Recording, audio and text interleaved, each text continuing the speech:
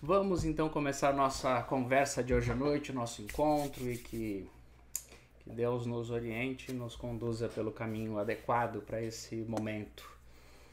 Sobre a vida de Jesus de Nazaré, nós estamos estudando e eu fiz uma pequena divisão de eventos. Então nós estamos conversando sobre os milagres de Jesus. Quando acabar essa fase dos milagres, nós vamos conversar sobre alguns encontros pessoais de Jesus, alguns encontros em que a conversa foi muito marcante e deixou referências e ensinos para todos nós, atravessou a história. Então nós vamos estudar sobre esses encontros e depois disso a gente vai entrar numa nova fase que vai ser o estudo dos ensinos de Jesus, os principais sermões, os principais ensinos de Jesus, e a gente vai depois disso caminhar para o final da sua vida. E ainda falando de milagres, hoje eu quero conversar com vocês sobre um dos milagres que mais carrega significados históricos dos ensinos de Jesus, dos milagres que ele realizou, o que mais tem conexão com toda a história do seu povo. Foi o dia em que Jesus Cristo multiplicou pães e peixes para uma multidão. É um milagre muito conhecido, a gente já ouviu sobre isso, já leu sobre isso em diversos ambientes religiosos e não religiosos. Esse milagre ele é um dos mais conhecidos da vida de Jesus. O que se deu ali foi o seguinte: ele estava ensinando aquela multidão, estava curando seus doentes, realizando outros milagres. Então, conforme ia passando o tempo, mais pessoas iam chegando para esse grupo, até que chegou um momento em que os discípulos, depois de um bom tempo de trabalho que Jesus estava realizando na vida daquelas pessoas, depois de muito ensinar, de cuidar das suas famílias, dos seus doentes, todos estavam exaustos. Então os discípulos falaram para Jesus: Jesus, é melhor que a gente despeça essa multidão, porque nós estamos num lugar muito distante, deserto, longe da cidade.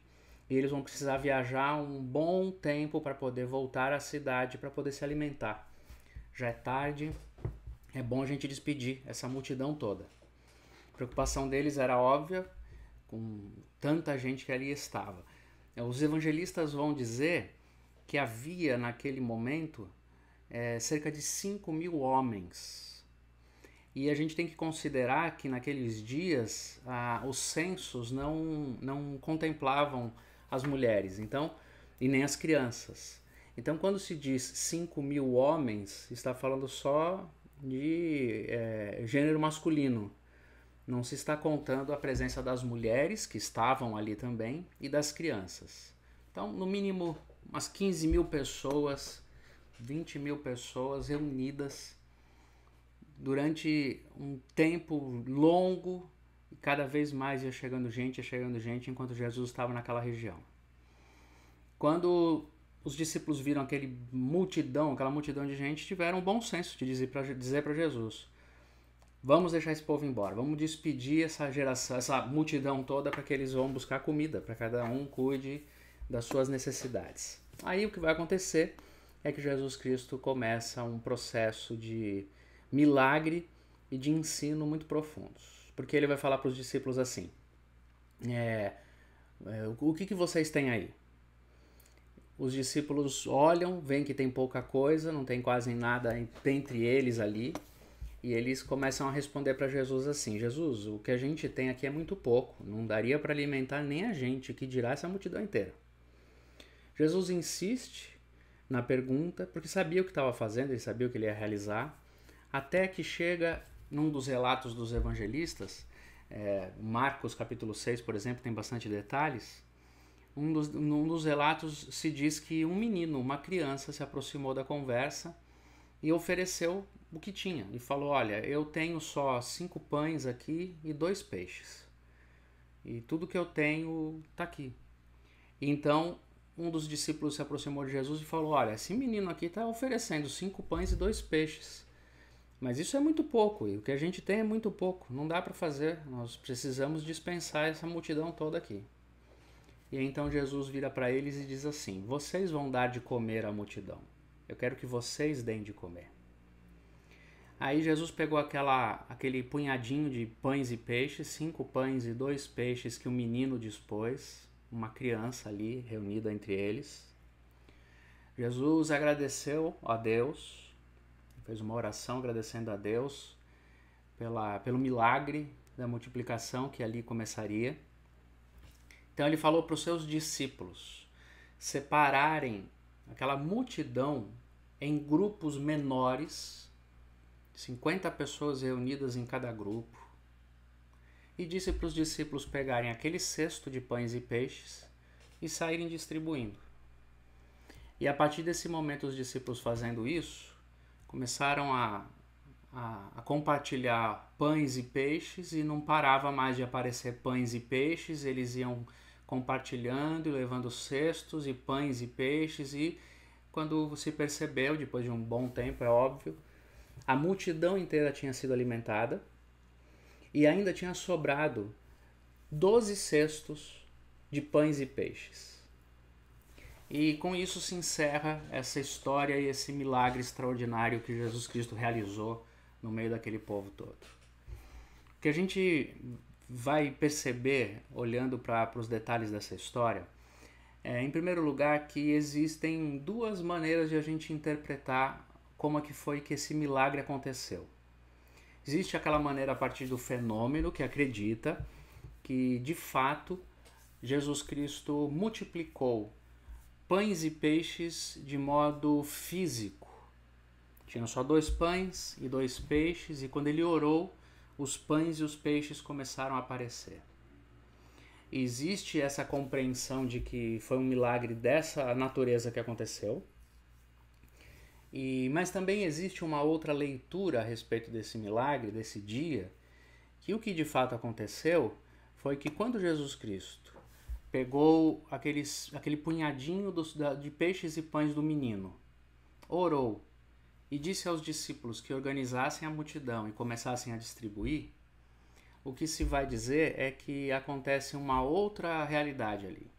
As próprias pessoas tinham os seus punhadinhos de coisas. Não era só esse menino numa multidão de 20 mil pessoas, 15 a 20 mil pessoas, que tinha esse punhado de alimento.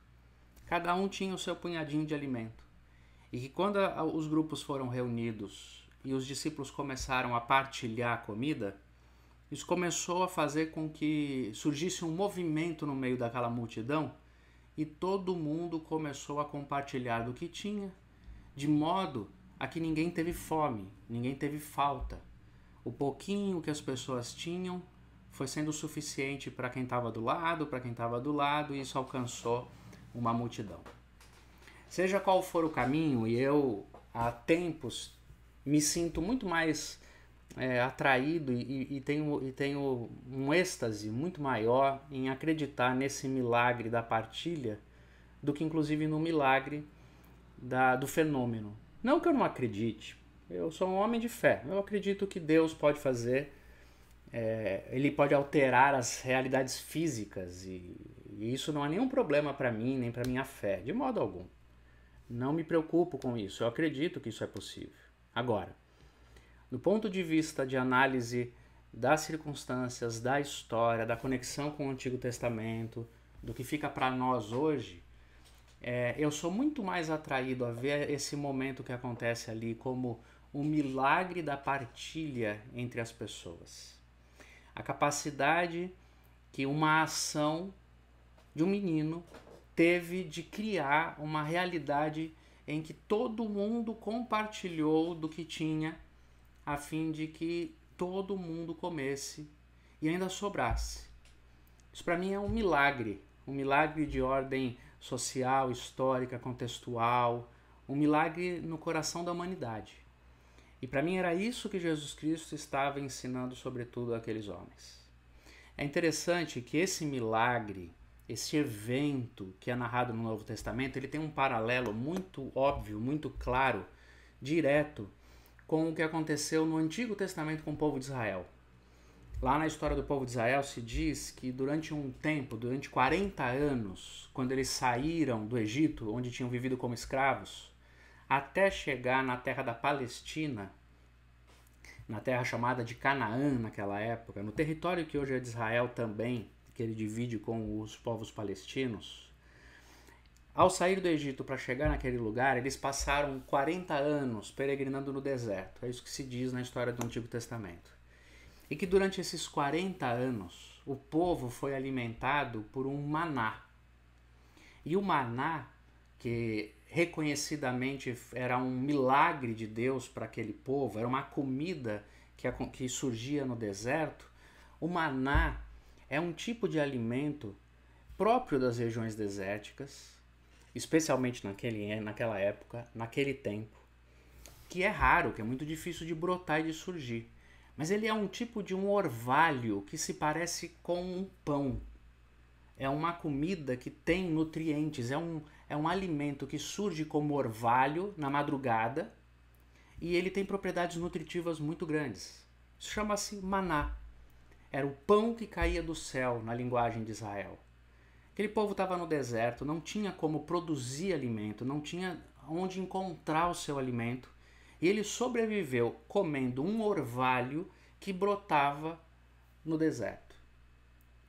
Mais uma vez, isso é um milagre.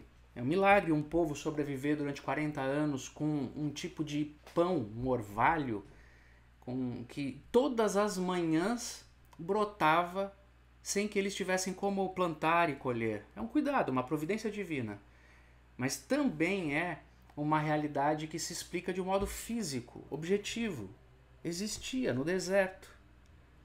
E essa relação entre a intervenção de Deus milagrosa e o respeito às leis físicas do universo, essa relação ela é contemplada nas Escrituras e na fé.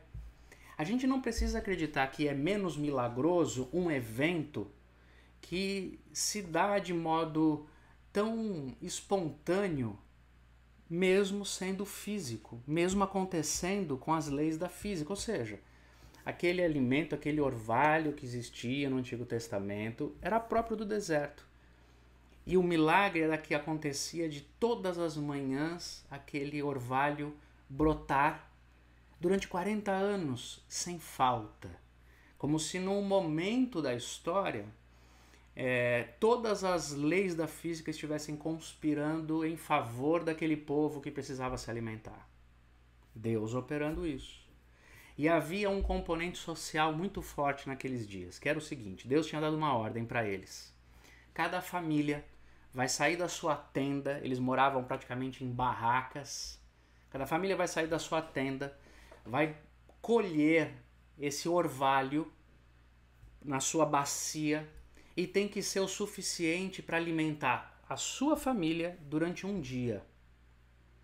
Não poderiam pegar orvalho a mais, que eles não fossem comer, que tivessem com receio de no dia seguinte não ter, então eles falariam assim: vamos colher para hoje e para amanhã, porque vai que amanhã fale.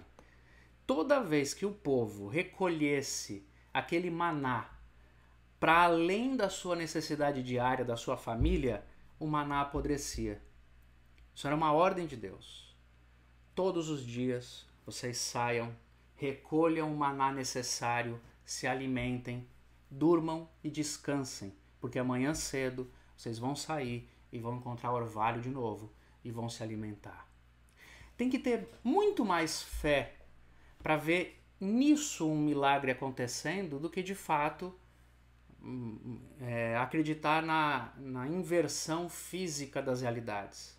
É muito mais milagroso o efeito de um povo que passa 40 anos todos os dias pegando apenas o que era necessário, porque é suficiente, sem pegar mais, sem pegar o do vizinho, sem se preocupar com o dia seguinte. Esse povo pega, se alimenta, dorme e tem confiança que no dia seguinte vai ter orvalho de novo.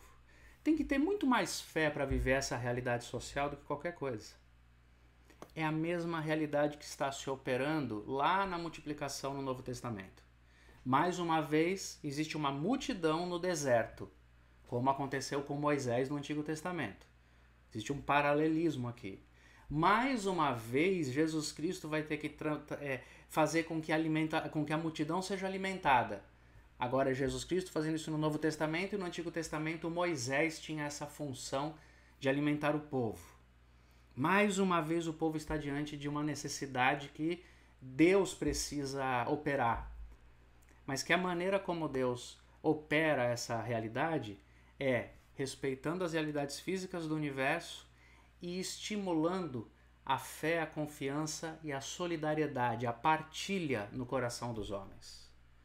Como no Antigo Testamento, o que Deus queria ensinar para aquele povo é: não sejam gananciosos, peguem o que vocês precisam, deixem no campo o que os outros precisam e fique tranquilo que amanhã vocês vão ter de novo.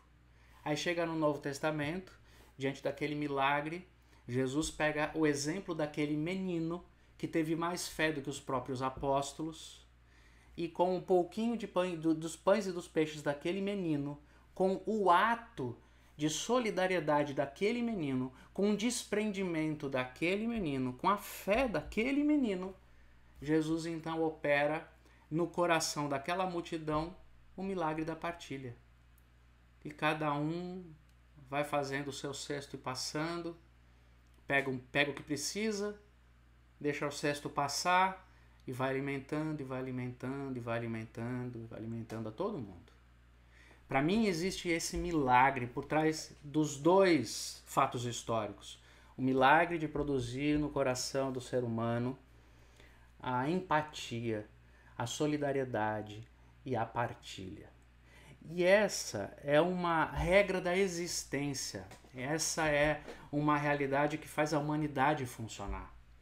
Nosso mundo hoje precisa desse milagre. Existem estudos dos mais diversos tipos que explicam algumas realidades para nós sobre como funciona a nossa estrutura social na sua relação com o planeta. Em primeiro lugar, o que se diz em muitos estudos, de muitas maneiras, os alertas já são fartos, apenas os negacionistas e terraplanistas não acreditam nisso. Mas todas as pessoas de bom senso, de criticismo histórico, de conhecimento científico, de análise política e social adequada, todas as pessoas de bom senso já sabem que nós chegamos no limite do nosso planeta. O planeta já não dá conta de produzir o que nós estamos querendo consumir, não o que precisamos. Que o nível de desperdício de alimento e de produção no planeta são absurdos. E que por conta desse desperdício é que a gente tem tanta fome, tanta carência no mundo. Só existe uma razão de ter gente no mundo com fome, e não são poucas pessoas. Não são poucas pessoas. Existem números absurdos de pessoas que vivem abaixo da linha da pobreza, o que já é, por si só, uma expressão tão grosseira que eu não sei como é que a gente ainda acha normal registrar isso nos nossos estudos, como se abaixo da linha da pobreza fosse algo que nós deveríamos aceitar como um dado estatístico. Existe um número absurdo de pessoas, uma população que passa de bilhões de pessoas que vivem abaixo da linha da pobreza. E essas pessoas vivem ali, não é porque o planeta não tem recursos o suficiente, mas é porque não existe a partilha que precisa existir. Enquanto há pessoas que têm muito e muito mais do que podem consumir numa vida, há pessoas que têm mais patrimônio do que poderiam consumir a sua 10ª geração. Há pessoas e há grupos sociais e há grupos de pessoas, realidades sociais que têm patrimônio, que têm renda, que têm acesso ao bem, acesso à comida, acesso à água, que com desperdício, com mau uso, que se houvesse uma partilha adequada, não haveria ninguém com fome. É como se a nossa sociedade precisasse ser chamada a atenção mais uma vez, ou na história do Moisés no Antigo Testamento, ou na história de Jesus.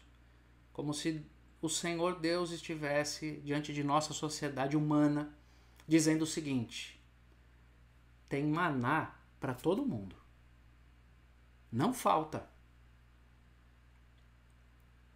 Agora, se vocês quiserem colher mais do que a terra pode dar, vai apodrecer. Primeiro ponto é esse. Nós estamos num conflito físico-ecológico contra o planeta e o planeta contra nós. Nós estamos nos alimentando errado, nós estamos comendo o que não deveríamos comer, nós estamos extraindo da terra o que a terra não aguenta dar, a industrialização está acabando com o planeta, nós estamos destruindo a nossa fonte de recursos e estamos achando que existe plano B quando não existe plano B para a humanidade.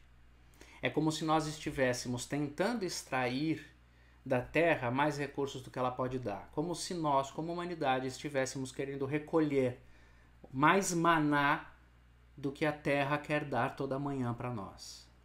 É isso que colapsa todo o sistema. É isso que faz com que surjam tantos vírus, tantas doenças, tantos desequilíbrios, e cada vez vai ser pior. É isso que faz com que a gente viva uma relação comercial injusta com aquilo que deveria ser bem comum e gratuito, como a água, como a terra. Tudo isso que a gente fez como humanidade é uma desobediência a um princípio que regulamenta a existência humana, que é o princípio de não extrair mais do que o necessário. As gerações mais novas, os nossos filhos adolescentes hoje, estão tentando dizer pra gente, e eles vão nos ensinar, ou melhor, eles vão fazer melhor na geração deles. A gente ainda tem muita dificuldade com isso, mas pode perceber como já existe uma consciência ambiental muito mais apurada nessas gerações mais novas, na relação do consumo do planeta, na relação da alimentação, na relação com o desejo de ostentação de bens, de compra de patrimônio. Pode perceber, graças a Deus a geração deles já está começando a acordar para um fato que a gente não conseguiu entender. Eles são a geração pós-apocalíptica do mundo. Eles vão ter que restaurar algumas ordens orgânicas, ecológicas, naturais do planeta. O que ainda for possível fazer. Eles vão ter que fazer isso. Porque nós fomos a geração que levamos o planeta até o seu limite. Nós extraímos mais do que a Terra pode dar. Nós desobedecemos o Criador. Fizemos isso pelo simples desejo de acúmulo. Fizemos isso para ter mais do mesmo. Fizemos isso sem um mínimo de cuidado com o desperdício. Nós desperdiçamos. As estatísticas, os estudos já nos mostram que se o mundo tivesse pelo menos mais um país consumindo como consomem os Estados Unidos da América, o nosso colapso ecológico do planeta seria acelerado em dobro. Se a China, que vai a passos largos tentando produzir o mesmo tipo de consumo que os Estados Unidos, se a China produzir o que os Estados Unidos, se a China consumir o que os Estados Unidos consomem, o planeta entra em colapso. Nós estamos falando de 2 países só. Há um desequilíbrio no nosso planeta tão grande, sob uma ideia de que nós estamos aqui no planeta e cada um é livre para ser feliz. Cada um tem que buscar a sua própria felicidade. E isso passa pelo consumo que a gente tem. Isso é um dos princípios do estilo de vida americano, que é exportado para o mundo inteiro. Busque a sua própria felicidade. Consuma ao máximo, ganhe tudo que você puder e seja feliz. Todo mundo é livre para ir atrás da sua própria felicidade. Isso é uma mentira. Nós não somos livres para irmos atrás da nossa própria felicidade. Nós somos livres para assumirmos a missão de construirmos uma sociedade da partilha. Não onde eu consumo tudo o que eu quero, mas onde nós todos comemos até o último de nós. Então o milagre de Jesus se repete na história. Quando Jesus Cristo coloca isso diante dos discípulos, ele está chamando a humanidade para aquele momento no deserto. Está chamando a mim e a você. E está dizendo o seguinte: o milagre acontece quando qualquer pessoa, como esse menino aqui, com poucos recursos, começa a compartilhar.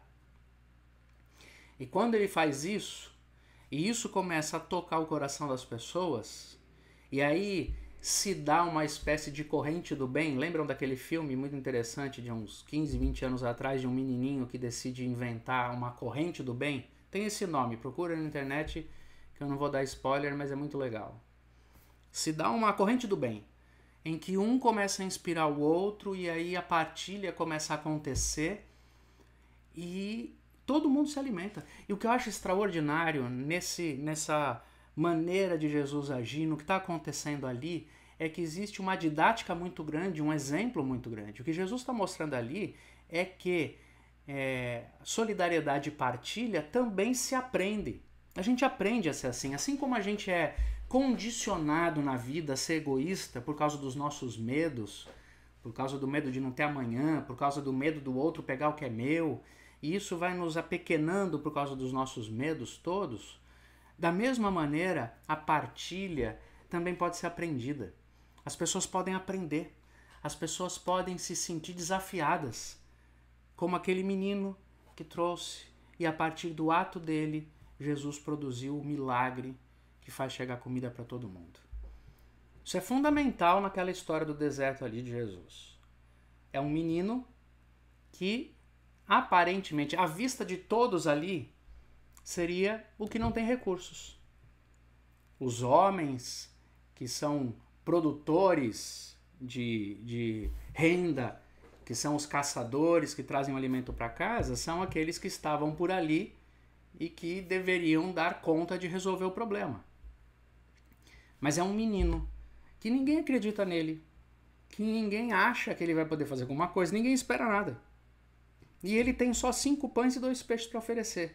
Ele tem muito pouco. Pensa bem, o que são 5 pãezinhos e 2 peixes? O que você vai fazer com isso diante de 5.000 pessoas? Quando a gente olha com essa perspectiva para o que está acontecendo ali, a gente vê o poder que existe no nosso discurso, muitas vezes, no nosso pensamento, de que os problemas do mundo são tão grandes. Você mesmo está falando aí, Alexandre, que são bilhões de pessoas que passam fome. Como é que eu vou poder fazer alguma coisa? O que eu tenho para oferecer? Eu tenho minhas contas para pagar, que estou passando um bocado mal aqui na pandemia, que eu não sei como é que eu vou fazer para resolver as minhas questões, que a renda está baixando para todo mundo, está todo mundo com problema, todo mundo com dificuldade. É para nós mesmos que Jesus está chamando a atenção. É nossa atenção que ele está chamando quando aquele menino tem coragem de apresentar-se diante dele com 5 pães e 2 peixes. Os nossos discursos de normatização da tragédia, eles estão vinculados à atitude dos discípulos de Jesus. Quando Jesus olhou para a multidão, os discípulos falaram: Jesus, é melhor só mandar esse povo embora, porque nós não temos o que fazer com esse povo. Nós não vamos poder matar a fome desse povo. Esse pessoal está com fome. Deixa com que eles procurem sua comida. Isso é um discurso de normatização do problema. É um discurso, é uma acomodação diante da gravidade da vida. O que vai adiantar eu mudar a minha alimentação para melhorar a história do planeta? O que vai adiantar eu ficar perdendo minha cabeça ou tentando tirar do meu orçamento um pouquinho de dinheirinho se são tantas pessoas passando fome nas ruas? O que vai adiantar eu fazer qualquer coisinha? A gente deveria entender que não é possível. Ninguém de nós pode fazer uma coisa dessa. É um desafio muito grande. A gente vai se convencendo desses argumentos para poder se distanciar do problema, para poder normatizar a situação. E foi exatamente isso que os discípulos fizeram com Jesus. Eles tentaram se distanciar da questão, normatizar o problema, e de uma certa maneira eles estavam achando que eles estavam sendo pessoas muito conscientes, porque eles estavam alertando Jesus de que aquele povo tinha fome e que era melhor Jesus terminar a reunião para deixar o povo comer. De uma certa maneira é um ato de consciência. É uma coisa assim, de uma militância intelectual. E aí Jesus Cristo vira para eles e fala, obrigado pela ideia que vocês deram. Eles precisam comer, né? Então é o seguinte, agora vocês vão dar de comer para eles. Vocês vão resolver isso daí. O que eu acho também extraordinário Jesus falar isso, sabe por quê? Porque nós, muitas vezes, olhamos para a humanidade e vemos as injustiças do mundo e dizemos, né? O que está acontecendo com o mundo? Isso é culpa dos poderosos. Também. Isso é culpa dos estruturas de poder político do mundo. Também. Isso aí talvez seja culpa de Deus. Você já ouviu pessoas falando assim, por exemplo? Se Deus existisse, não tinha tanta gente passando fome na rua. Você já ouviu esse tipo de conversa? Esse tipo de argumento? Se Deus existisse, não tinha tanta gente sofrendo nas filas de hospitais. Eu acho um discurso intelectualmente bastante bonitinho, só que completamente furado do ponto de vista existencial. Porque se existe fome no mundo, se existe gente que não é acolhida nos seus adoecimentos, se existe gente sofrendo na terra, é porque nós não estamos fazendo a nossa parte. Nós, como povo, como civilização. Cada vez que a gente levanta esse tipo de argumento filosófico para Deus, Deus, por que estão sofrendo as pessoas no mundo? Onde o Senhor está quando eles estão sofrendo? A resposta de Deus para nós é a resposta de Jesus. Deem vocês de comer. Cuidem vocês desses que estão doentes e caídos e precisando de ajuda. Mas como que nós vamos fazer isso? Aí, graças a Deus, que o reino de Deus se movimenta a partir desses meninos quase anônimos, que tem tão pouquinho, mas que fazem coisas extraordinárias. Esse menino com 5 pães e 2 peixes são esses anônimos, que a gente não conhece mesmo. Essa gente que não consegue deixar os outros passando fome. E elas vão dar um jeito de dar comida para quem tem fome. Elas começam a fazer isso com um pouquinho que elas têm, daqui a pouco elas estão incentivando pessoas, daqui a pouco um movimento surge ao redor delas. E são homens e mulheres que a gente olha e diz, são santos de Deus na terra. É gente que está na linha de frente para diminuir o estrago que a nossa vida, a nossa construção egoísta criou em boa parte da humanidade, que afeta boa parte da humanidade. São esses meninos anônimos. Gente que é responsável para que o nosso mundo não seja muito pior do que ele parece ser. Gente que está sempre fazendo isso daí. E essas pessoas, elas podem nos ensinar a partilha. Elas nos ensinam, a gente se inspira nelas. A gente olha para essas pessoas fazendo umas coisas e a gente fala, puxa, eu posso fazer isso. Posso fazer alguma coisa. E aí que é algo extraordinário nessa economia do reino de Deus. Existem tantas necessidades no mundo, de tantas maneiras. Hoje, nesse momento, tem gente que precisa de pão, mas também tem gente que precisa de roupa. Assim como tem gente que precisa de remédio. Assim como tem gente que precisa de abraço. Tem gente hoje que precisa de atenção. Tem gente hoje que precisa de aula de português. Tem gente hoje que precisa de uma profissão, alguém que ensine um caminho. Tem gente que hoje precisa de um acompanhamento terapêutico. Tem gente que hoje precisa de... Tem tanta gente que a gente pode ajudar. Basta com que a gente pegue, a exemplo desse menino, o pouquinho que a gente tem e veja multiplicar-se um fenômeno de partilha. Nós estamos num mundo hostil. O nosso mundo, ele não é o que aconteceu com o povo no deserto no Antigo Testamento e não é aquele grupo que está com Jesus participando daquele milagre. Não. A nossa sociedade, ela é construtora de desequilíbrios e injustiças. Sempre foi assim e assim será. Não há esperanças de que haja uma ordem política social no mundo que seja santa e justa. Nunca houve e não haverá. Essa injustiça que a gente tem no mundo sempre se manifestará de alguma maneira. O que são esses exemplos desses milagres é que esses grupos, esses milagres, o milagre de Jesus especialmente, ele é um modelo de agrupamento de pessoas. Talvez o nome melhor para isso seria igreja. Infelizmente, igreja é um nome que foi usado por uma religião e várias religiões cristãs que não vivem os fundamentos do Evangelho de Jesus. Se preocupam mais com poder, com riqueza, com patrimônio, com construção, com aparência, com vaidade. Infelizmente é isso. Detêm poder, manipulam pessoas, conduzem chefes de Estado, decisões civilizatórias. É isso que a gente viu na história.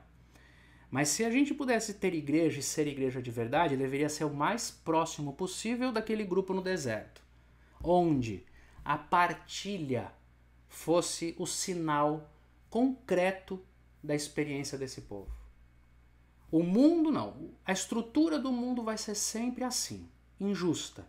Mas toda vez que um grupo de pessoas, e não importa o número delas, todas as vezes que uma pessoa começa a incentivar outra, que começa a incentivar outra, e ali surge uma comunidade de partilha, um ajudando o outro, um cuidando do outro, um alimentando o outro, se faz o milagre da multiplicação que Jesus Cristo realizou no Novo Testamento. Continua realizando agora, acontece agora. Todas as vezes que isso acontece numa comunidade de bairro, numa favela, num bairro nobre, entre pessoas, entre crianças, entre idosos, entre doentes, todas as vezes que algumas pessoas se organizam num grupo de partilha de tal maneira que façam chegar o bem a todos, que não falte a quem precisa, Jesus se manifesta. Eu gosto de chamar isso de igreja. É muito diferente do que nós estamos acostumados, eu sei, porque hoje em dia a gente acredita que igreja tem a ver com templo, com música sacra, com uma prédica, uma oração, um sermão, uma reza, com um serviço religioso. Chama-se a isso igreja. Eu não. Eu chamo igreja. Eu chamo assentamento do reino de Deus. Eu chamo ambiente de resistência do reino. Eu chamo manifestação de Jesus Cristo na terra, esses grupos em que há partilha. Eles partilham a vida, partilham de si e todos se alimentam. E são esses grupos que experimentam o milagre completo da partilha. Porque existe algo tão extraordinário no reino de Deus que é assim: todas as pessoas que se dedicam a essa comunidade de partilha, ou seja, que param de ter medo, param de ser egoístas e começam a dar do que têm e de quem são, a compartilhar com os outros, todo mundo que faz isso e começa a se movimentar nessa ciranda da partilha, experimenta o fenômeno do recolhimento que sempre dá condições para que a gente continue ofertando, continue dando, continue abençoando. Existe um detalhe nesse texto que é tão extraordinário que eu acho que me constrangeria. E eu acho que os evangelistas escreveram para constranger mesmo. Constranger de um jeito bom. Quando os discípulos terminam de dar comida para todo mundo, eles vão recolhendo o que sobrou e trazendo para perto de si, e o texto conta que sobraram 12 cestos cheios de comida. E a pergunta que eu faço é: quantos apóstolos nós temos de Jesus? 12. É um detalhe tão profundo, tão poético e tão constrangedor, como se Jesus dissesse assim: olha que interessante, vocês começaram com medo de compartilhar o pouco que vocês tinham, achando que a multidão ia comer, ia faltar comida e vocês iam ainda ser responsáveis. Mas olha só, seguindo o exemplo daquele rapazinho, quando vocês saíram para dedicar aquilo que eu estava mandando vocês compartilharem, sobrou. Cada um de vocês tem um cesto. Nunca falta. para quem dispõe de si. Nunca falta para quem compartilha do que tem. A generosidade, ela tem um poder de criar um fluxo contínuo de recursos. É natural. Natural. Óbvio, muito óbvio, que qualquer pessoa que se aproxime desse ambiente, ouvindo o que eu estou falando, imaginando o seguinte, então eu vou dar para ganhar mais, para ficar rico, para seja o que for, já não entrou na roda da generosidade. O que eu estou falando é de gente que se dispõe a viver com o que é suficiente. E quando a gente faz isso no ambiente da partilha, a gente descobre que esse suficiente, que a gente chamou de suficiente, é tão bom que vem mais. Até o seu coração começa a falar, nossa, eu tenho mais do que eu preciso. Isso não é uma matemática capitalista de quem junta 2 mais 2 para ter 4 com um pouquinho de juros para chegar em 4,5. Não. Isso tem outra lógica, é a lógica do coração grato e generoso. Quando eu não me apego mais a ter as coisas para mim, eu não tenho mais medo do que vai acontecer comigo, eu acredito que o Senhor vai me sustentar, e do que eu tenho eu começo a dar e a partilhar. Ao partilhar eu me desapego dos medos, das ambições, da ganância tola, da vaidade sem sentido, de tal maneira que o meu coração começa a se alegrar com tudo que me vem. E talvez o que me venha nem é tanto quanto eu pensava que eu precisava antes, mas me faz tão feliz, tão satisfeito, tão seguro, que é como receber um cesto de comida cheio depois de ter passado o dia inteiro distribuindo comida para todas as pessoas sem me preocupar, porque no final das contas eu sei que se eu for generoso, entrar na ciranda da partilha, eu também vou ter o meu. Deus nunca quer que a gente dê para não ter. Deus quer que a gente dê para não se prender ao que tem, para não virar escravo do que tem e para poder aprender a desfrutar do que vem com graça, com leveza, com alegria, sem medo. O milagre da multiplicação não foi somente a multidão comer, não foi somente a partilha acontecer, foi os discípulos experimentarem a libertação do medo. Eu não preciso ter medo do que é que eu vou comer amanhã, se eu acabei de ver isso acontecendo aqui. Não faltou. Não faltou. Todas as vezes que o nosso coração se deixa levar por esse aprendizado da partilha, a gente experimenta isso. A gratidão e a segurança de que não vai faltar. Deus vai nos sustentar. Todo mundo vai comer. Eu sei que pode ser muito ingênuo o que eu falo, o que eu penso, o que eu creio. Aliás, eu monto o meu plano de economia para o planeta, para o mundo, para a sociedade a partir disso aqui. Os economistas liberais não me interessam na sua elaboração de capitalismo de lucro selvagem. Isso aí para mim é tolice. Eu posso ser ingênuo, mas eu acredito que se um país, se uma comunidade, se um bairro, se uma cidade se sustentasse a partir da partilha generosa, não faltaria para ninguém. Eu acredito que a economia é assim que funciona, é assim que deveria funcionar. Esse milagre que Jesus Cristo operou, que toda vez que acontece nos nossos dias, entre as pessoas, é Ele quem está operando. O milagre da partilha. Que Deus nos abençoe nisso. Que a gente seja alcançado por esse milagre. Que a gente veja o resultado da partilha. Que a gente seja liberto dos medos de ter. E que a gente perceba os recursos de Deus vindo. Porque sempre vem desse jeito. É isso que esse milagre da multiplicação de pães e peixes me ensina, e era isso que eu tinha para vocês nesse nosso encontro. Paz e bem para vocês todos.